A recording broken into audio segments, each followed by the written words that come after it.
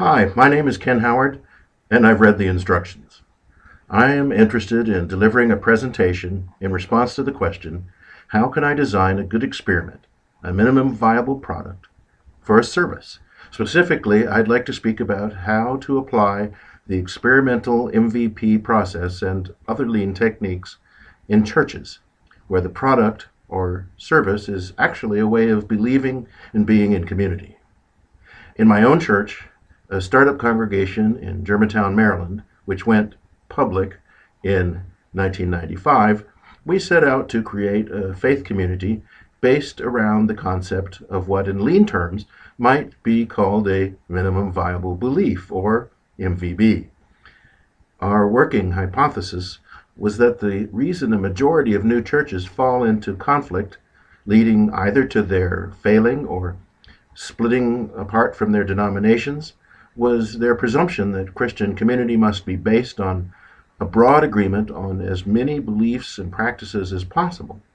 In other words, that unity must be based on uniformity. Our observation was that, in fact, the opposite was true. The more uniformity a startup church required, the more likely it would dissolve in conflict. So we set about to isolate the minimum set of beliefs and practices on which a Christian community could be based and still remain Christian.